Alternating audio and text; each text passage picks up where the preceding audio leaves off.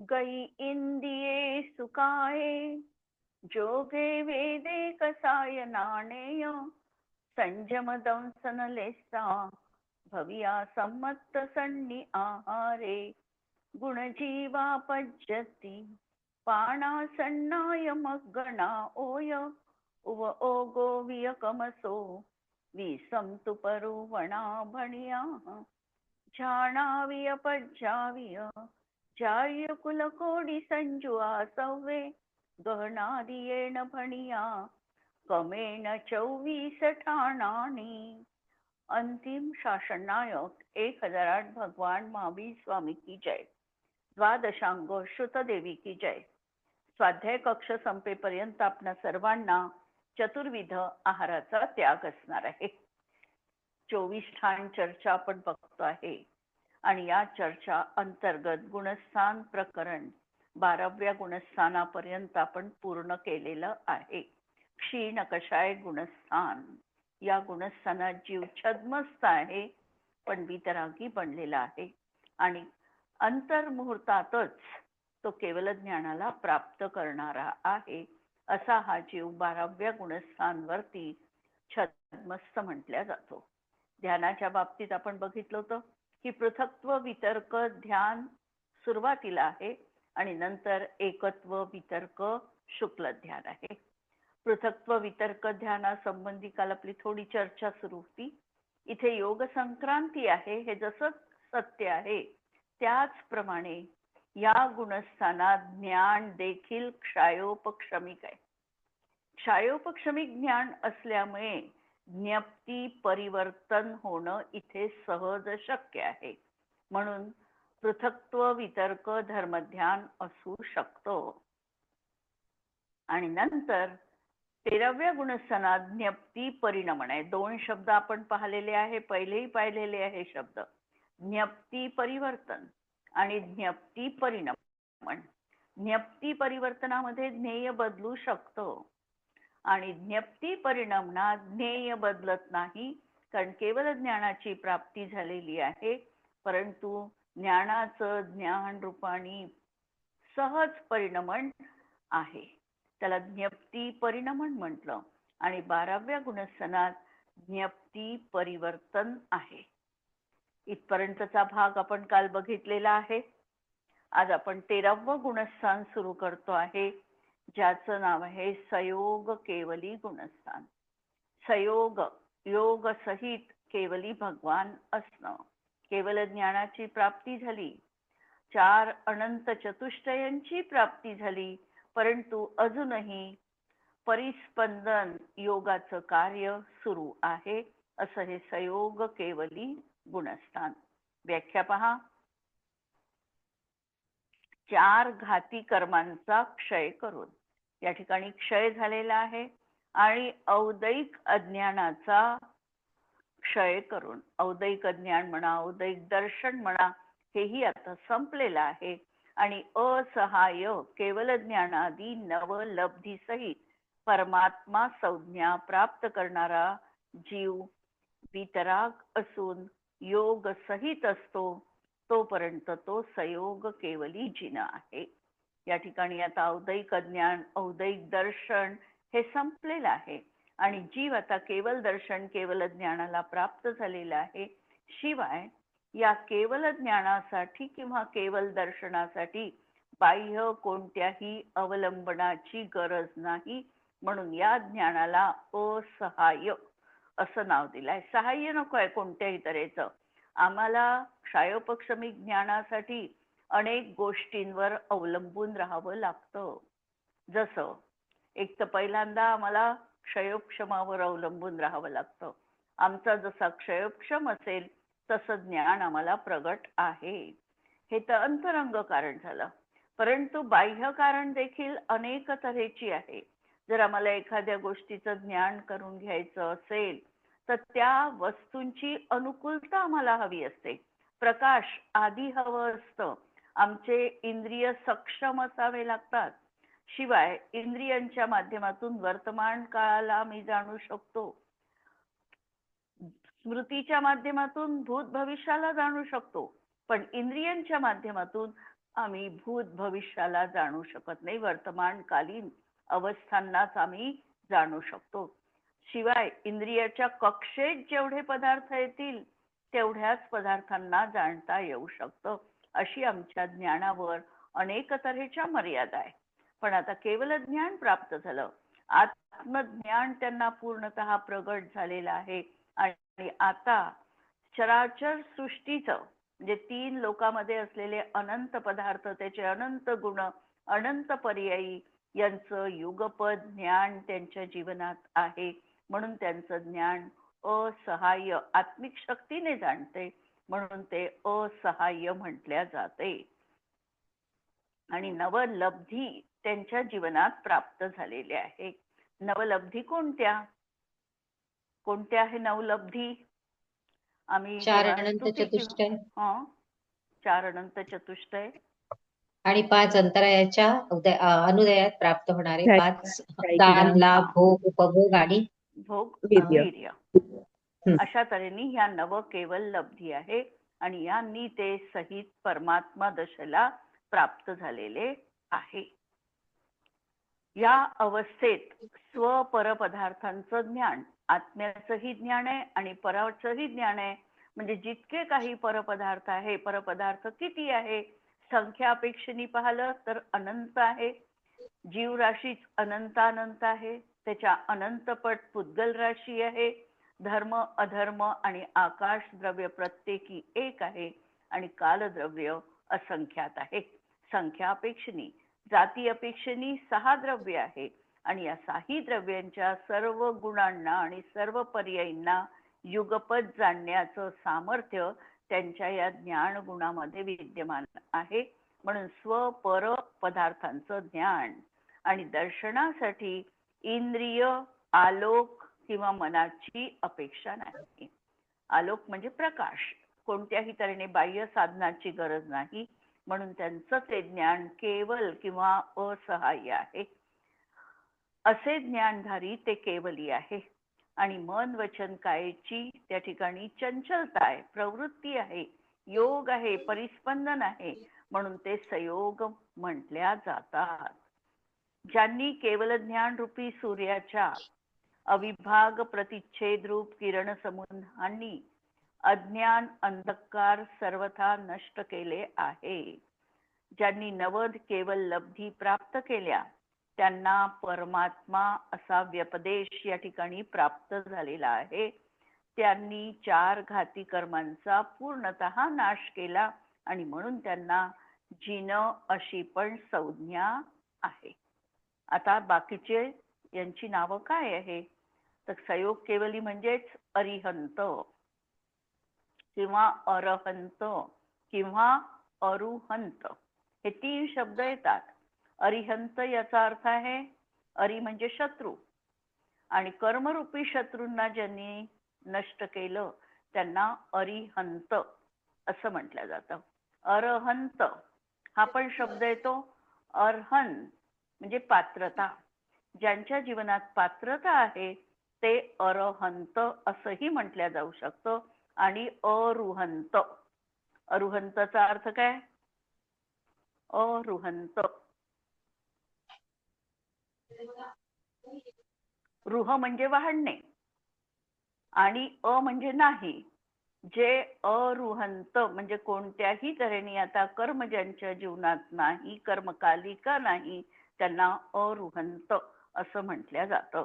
शिवाय केवली, परमात्मा, जिन, सकल परमात्मा, परमेष्ठी, परम ज्योती, विराग, सर्वज्ञ, सार्व किंवा भगवंतांच्या समवशरणात सौधर्म इंद्रांनी 1008 नावांनी भगवंतांची स्तुती केलेली आहे सहस्रनाम म्हणून.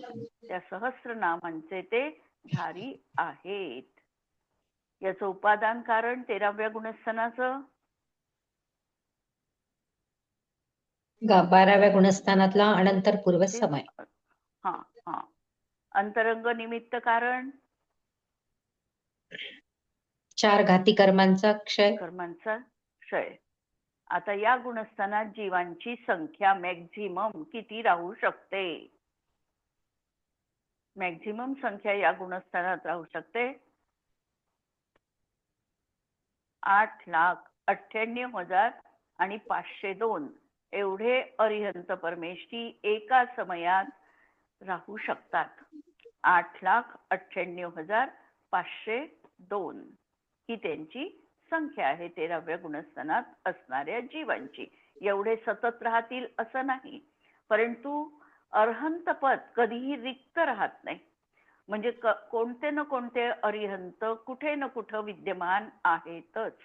कमीत कमी अरिहंत किंवा तीर्थंकर राहतील, अरिहंत किंवा तीर्थंकर म्हणा, हे राहतील संयोग केवली गुणस्थानात. तर किती राहू शकतात? कमीत कमी राहतील तर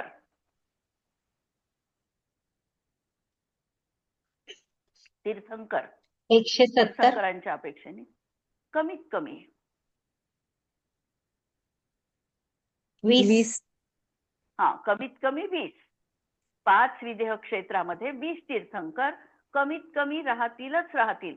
यांचा कधीही विरह होत नाही, म्हणून 13वं गुणस्थान कधीही खाली राहत नाही.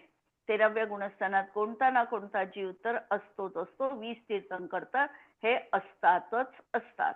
आणि तीर्थंकरांच्या अपेक्षेने मॅक्झिमम संख्या जर पाहिली तर ती असू शकते 170. म्हणजे तिकडले 160 विदेह क्षेत्रातले आणि 5 भरतातले आणि 5 ऐरावतातले असे मिळून 170 तीर्थंकर युगपद विद्यमान असू शकतात तीर्थंकरांच्या बाबतीत. आणि अरहंतांची संख्या पाहिली तर अडीच द्वीपामध्ये सर्वत्र मिळून मॅक्झिमम संख्या ही राहू शकते 8,98,502 एवढी. नंतर काल, या गुणस्थानाचा काळ किती आहे? 1 कोटी पूर्व मधून 8 वर्ष मायनस करायचे. आणि काही अंतर्मुहूर्त. तर इथे 8 अंतर्मुहूर्त लावलेले आहेत तसे. 1 कोटी पूर्वातून 8 वर्ष आणि 8 अंतर्मुहूर्त. म्हणजे 8 अंतर्मुहूर्त म्हणजे तसा पाहायला मोठा अंतर्मुहूर्त तर 2-3च होऊ शकतात. एक क्षायिक सम्यक्त्व प्राप्त करतानाचा, 7व्या गुणस्थानात जातानाचा, 6व्या 7व्यामध्ये गमनागमनाचा, नंतर 8व्या 9व्या 10व्या आणि 12व्या अशा गुणस्थानाचे अंतर्मुहूर्त. आणि एवढे कमी करून 13व्यात तो जाणार आहे. तर एवढे काल त्या ठिकाणी ते राहू शकतात. म्हणजे 8 वर्ष कमी केले आणि हे अंतर्मुहूर्तही कमी करायचे. कमी करायचे 8. म्हणजे 6व्यात गेला म्हणजे तो समजा क्षायिक सम्यक्त्व प्राप्त झालं, मग नंतर 6व्या 7व्यात राहणार आहे. मग 8व्याचा अंतर्मुहूर्त, 9व्याचा अंतर्मुहूर्त, 10व्याचा अंतर्मुहूर्त, 12व्याचा अंतर्मुहूर्त आणि मग तिकडला ते ह्रस्व स्वरा एवढा आणि हे असा मिळून हा कालावधी तेवढा होतो. असा हा कालावधी त्या ठिकाणी जास्तीत जास्त राहणार आहे. आणि तीर्थंकरांसाठी हा काल जघन्य काळ सांगितलेला आहे. तो कमीत कमी किती राहील तर पृथक्त्व वर्ष, 3 ते वर्ष पृथक्त्व म्हणजे 3 ते 9च्या दरम्यान. आणि बऱ्याच ठिकाणी मी हे वाचलेलं आहे की तीर्थंकर जर होणार असेल तर 8 वर्ष कमीत कमी त्यांचा उपदेश काल असतोच असतो. 8 वर्षाचा नियम सांगितला कुठे कुठे. पण काही पुस्तकांमध्ये पृथक्त्व वर्ष म्हणजे 3 ते 9 या दरम्यानचा काळ त्यांचा कमीत कमी असू शकतो. म्हणजे तीर्थंकर प्रकृतींचा ज्या जीवाला बंद पडलेला आहे ते कमीत कमी एवढा काळपर्यंत उपदेश देतात. हा त्यांचा उपदेश काल आहे 3 ते 9 वर्ष याच्या दरम्यान. आणि जास्तीत जास्त त्यांचा काळ त्यांची आयु पूर्ण होईपर्यंत. पण हा मॅक्झिमम काळ तर त्यांच्या काही जीवनात आलेला वाचण्यात नाही. जसा आदिनाथ स्वामींचा काळ पण तसा कमीच होता. जरी 84 लाख वर्ष आयुष्य होतं त्यांचं, तरी 83 लाख वर्ष आयुष्य त्यांचं संसारामध्येच व्यतीत झालं. 1000 वर्ष ध्यान याच्यात गेले तपामध्ये आणि नंतर केवळ ज्ञान झालेलं आहे. तर असा काळ त्यांचा 1 कोटी पूर्वाचा तर कोणत्याही तीर्थंकरांचा या अवसर्पिणी काळात दिसत नाही. आणि बाकीच्या वेळेला पण असावा असं वाटत नाही. नक्की याबद्दल माहिती नाही. काही उपादान कारण काय सांगितलं? उपादान कारण 12व्या गुणस्थानातील अंतिम समयवर्ती परिणाम, समयवर्ती. त्यातून 13वं गुणस्थान होणार आहे. म्हणून शेवटच्या समयात जो परिणाम आहे तो 13व्या गुणस्थानाचं उपादान कारण. हो. आता गमनागमन, इथून ते कुठे जाणार आहे? 13व्या गुणस्थानातून निश्चितपणे 14व्याच गुणस्थानात जाणार आहे, खाली उतरणार नाही. म्हणून गमनच आहे, आगमन इथे कुठेहूनही नाही आहे. नंतर इथे उदय, उदय किती प्रकृतींचा आहे? तर इथे 42 प्रकृतींचा उदय आहे 13व्या गुणस्थानामध्ये. उदय जर आपण बघितलं तर उदय 42 प्रकृतींचा उदय आहे.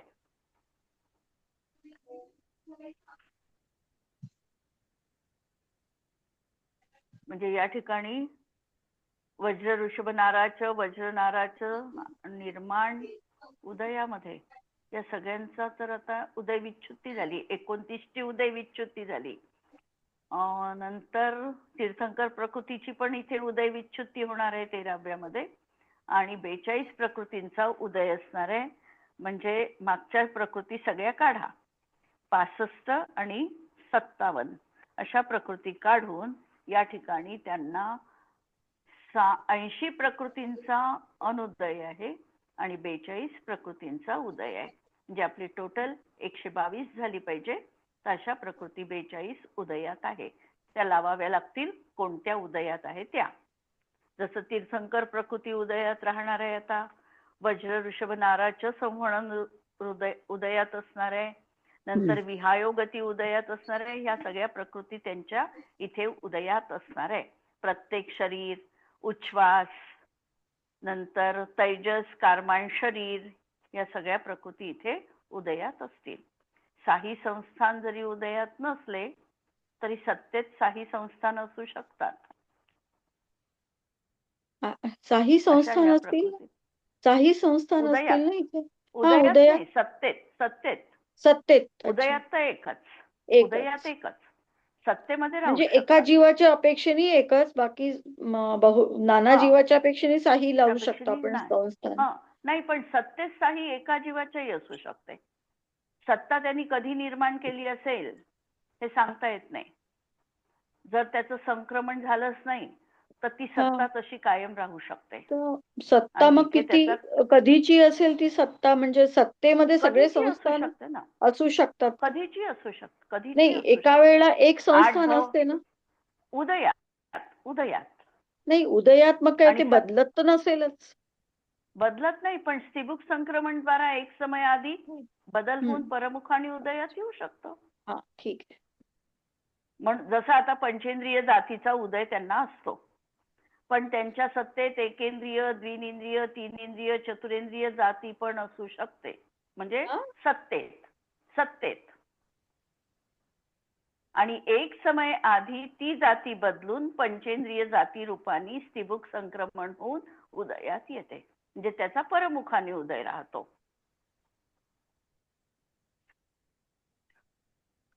असं म्हणजे बऱ्याच कर्म प्रकृतींचा असा पररूप उदय राहतो. एकेंद्रियाचं सत्व असते आतापर्यंत? राहू शकेल. सत्वात पाहू ना आपण. सत्व कारण मागूनच जाते.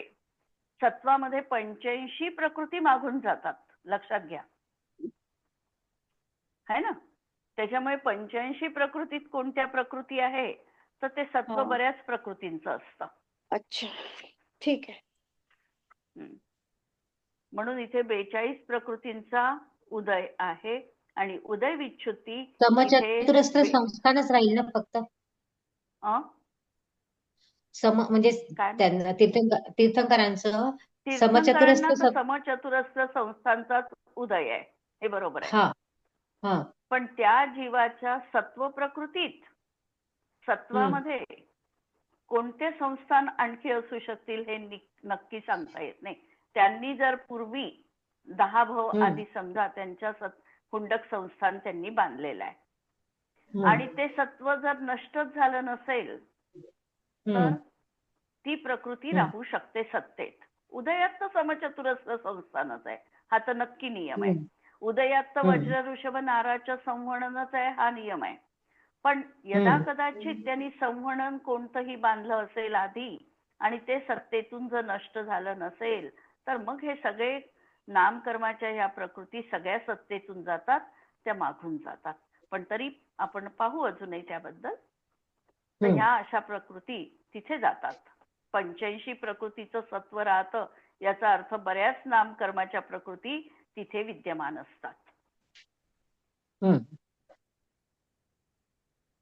म्हणून आत्ता उदयाचं पाहू. तर उदयात किती आहे? वज्र ऋषभ नाराचं संवहन आहे, निर्माण आहे, स्थिर आहे, अस्थिर आहे. आणि स्थिर आणि अस्थिर या दोनही नामकर्माच्या प्रकृती जरी विरोधी असल्या तरी देखील प्रत्येक जीवाला स्थिर आणि अस्थिर नामकर्माचा उदय एका समयात आहे. दोन्ही प्रकृतींचा उदय. काही प्रकृती विरोधी असतात, त्याचा एका वेळी एकाचाच उदय असतो. जसं सुस्वर दुस्वर घेतला तर एकाचा उदय राहील. पण स्थिर अस्थिर ह्या दोन प्रकृती अशा आहे की त्या जीवाला दोन्हीचा युगपद उदय असतो. कसा लावाल उदय हा? स्थिर आणि अस्थिर बद्दल.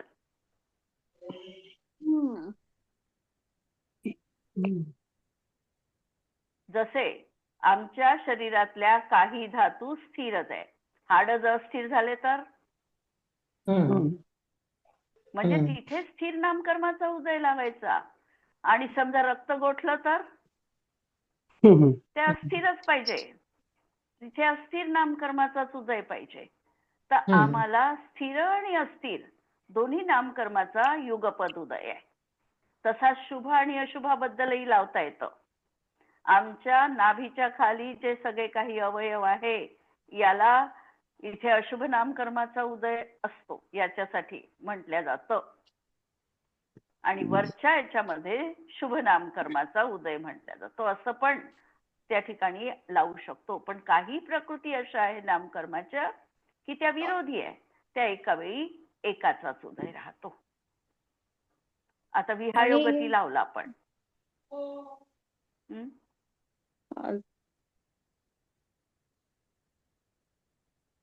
अजून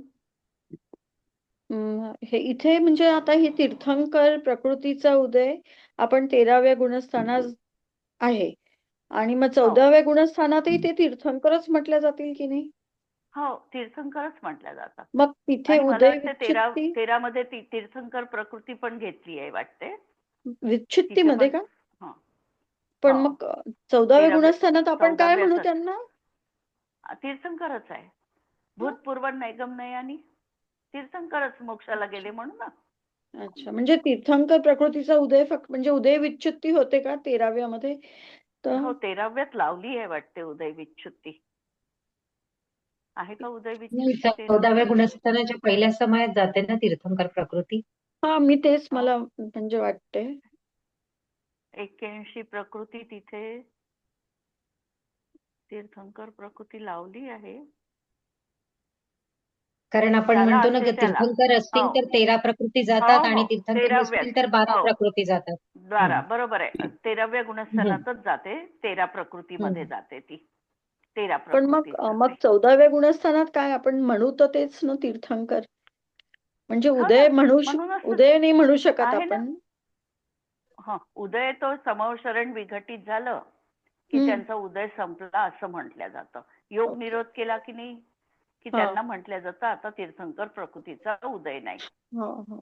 ठीक आहे. सत्तेत राहत असेल. समवशरण आहे. सत्तेत राहील. योग निरोध आता सत्तेत म्हणजे 14व्या गुणस्थानात सत्तेत असेल. नाही, उदय विच्छित्ती झाल्यावर सत्तेमध्ये कसं उदय राहील? विच्छित्ती झाल्यावर तिथे सत्व विच्छित्तीच होईल. तरी पाहू एकदा सत्वाचं पाहू आपण. बरं कन्फ्युजिंग आहे. थोडंसं पाहू आता. इथपर्यंत उदय विच्छित्ती संपली. आता इथे बंध कशाचा आहे? तर काल आपण जसं पाहिलं एक 7 वेदनीयाचाच बंध आहे आणि या गुणस्थानात 13व्या गुणस्थानात आता साता वेदनीयाची पण बंधविच्छुत्ती झालेली आहे. म्हणजे 14व्या मध्ये आता कोणत्याही कर्माचा बंध त्या जीवाला होणार नाही, कारण योग संपलेला आहे, परिस्पंदन संपलं, म्हणून कर्म आता बांधल्या जाणार नाही. म्हणून इथे सत्वविच्छुत्ती आता साता वेदनीयाची पण झालेली आहे, बंधविच्छुत्ती. आता सत्व, इथे सत्व किती आहे तर 85 प्रकृती सत्वात आहे. सत्वाचं पाहता सत्व इथे 75 प्रकृतींचं आहे आणि यापैकी 72 प्रकृतींचं सत्वविच्छुत्ती हे 14व्यात होणार आहे, द्विचरम समयात. आणि इथे मात्र 63 प्रकृतींची सत्वविच्छुत्ती झालेली आहे. 63 प्रकृतींमध्ये 47 घाती कर्मांच्या, 3 आयुच्या आणि 13 नामकर्माच्या, अशा 63 प्रकृतींची सत्वविच्छुत्ती 13व्या गुणस्थानात होणार आहे.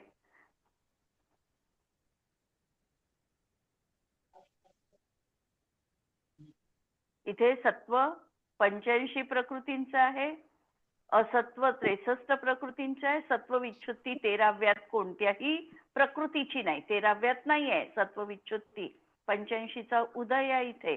आणि इथे आता 14व्या गुणस्थानामध्ये 72 आणि 13 किंवा 12 अशा प्रकृतीची सत्वविच्छुत्ती आहे.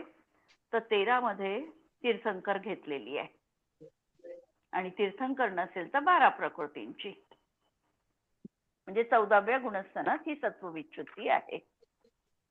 इथे 85 प्रकृतींचं सत्व आहे, 63 प्रकृतींची आधीच सत्वविच्छुत्ती झालेली आहे आणि या गुणस्थानात एकाही प्रकृतीची सत्वविच्छुत्ती होत नाही 13व्यात.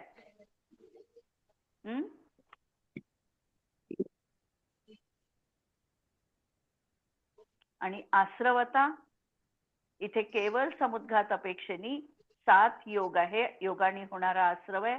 सत्य मनोयोग, अनुभय मनोयोग, सत्यवचन योग, अनुभय वचन योग, औदारिक कायोग आणि औदारिक मिश्र.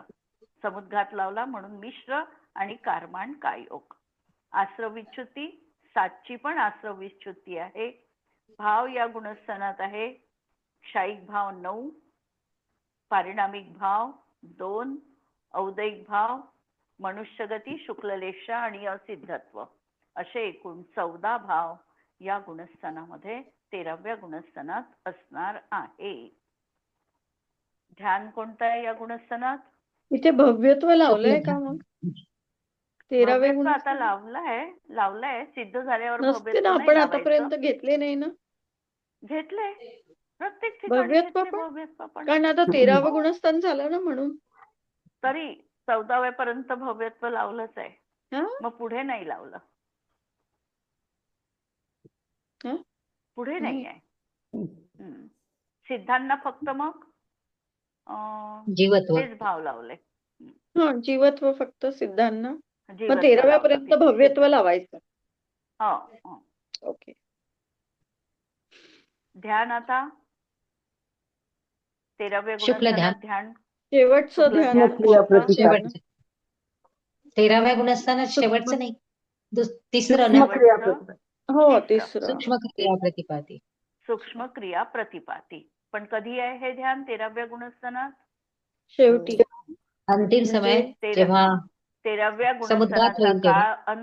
काळ नाही, समुद्घाताच्याही आधी नाही, समुद्घात होणार असेल तर समुद्घातानंतर, म्हणजे 13व्या गुणस्थानाचा काळ ज्या वेळेला अंतर्मुहूर्त शिल्लक राहतो त्यावेळेला हे सूक्ष्म क्रिया प्रतिपाती ध्यान होतं.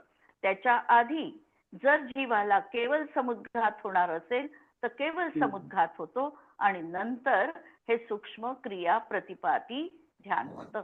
कारण याच्यामध्ये हा काय करतो तर मनोयोगाचा निग्रह करून एकेका योगाच्या माध्यमातून सूक्ष्म काय योगामध्ये येणार आहे. बादर काय योग, बादर मनोयोग, बादर वचन योग या सगळ्यांचा निरोध करत करत सूक्ष्म काय योगामध्ये स्थित होणार आहे. ही प्रक्रिया त्याची तिथे करणार आहे, म्हणून त्याला सूक्ष्म क्रिया प्रतिपाती असं म्हटलेलं आहे. म्हणून हे ध्यान शेवटी अंतर्मुहूर्त जेव्हा राहतो 13व्या गुणस्थानाचा काळ, त्यावेळेला जीवाला होत असतो. आणि तसही समुद्घात, केवल समुद्घात सगळेच्या सगळे केवली करतील हाही नियम नाही. काहींना केवल समुद्घात होईल आणि काहींना केवल समुद्घात होणार पण नाही. एक नियम मात्र नक्की सांगितलेला आहे केवल समुद्घाताच्या बाबतीत, की ज्या जीवांना 6 महिने आधी, म्हणजे आयुष्य संपायला 6 महिने शेष आहे, त्यावेळेला केवल ज्ञानाची प्राप्ती झाली तर तो जीव नियमाने केवल समुद्घात करतोच.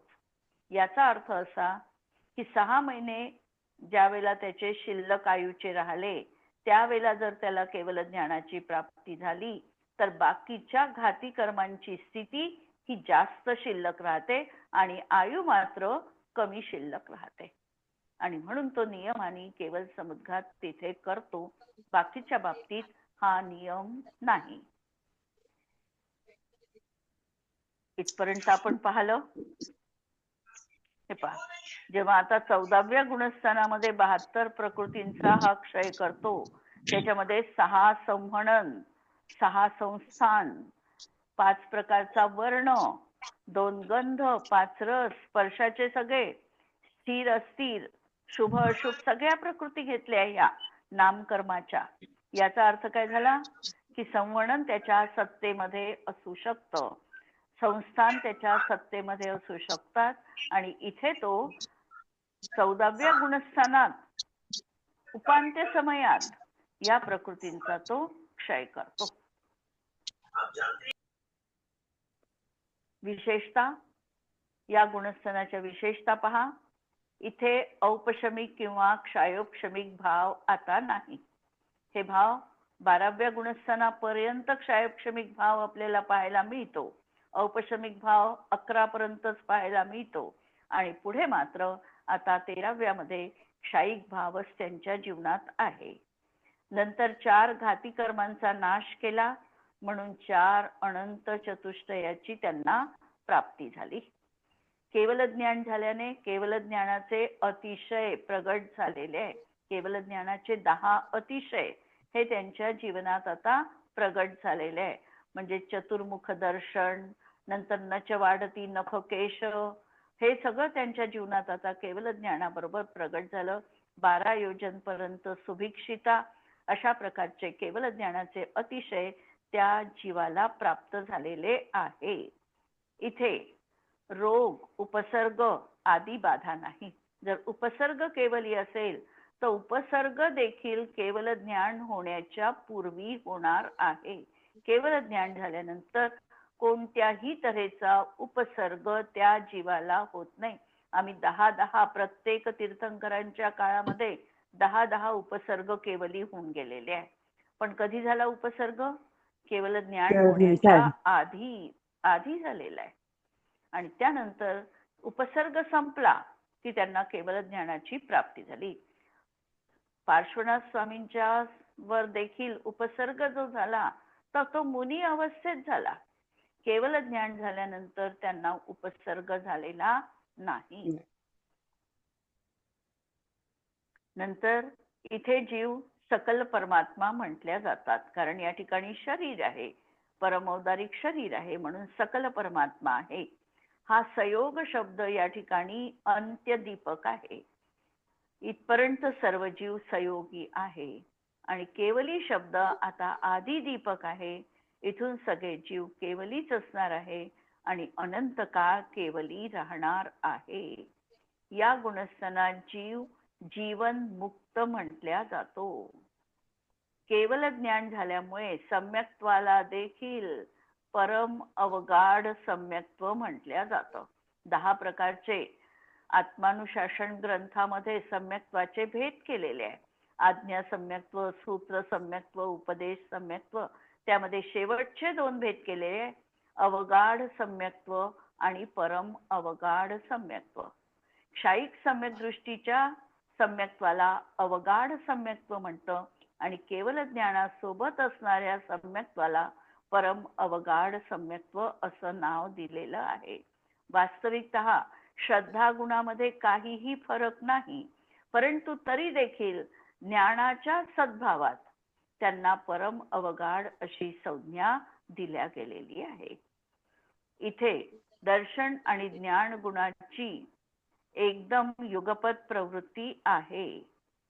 अशा तऱ्हेने या गुणस्थानाच्या विशेषता उरलेल्या आपण उद्याला बघूया.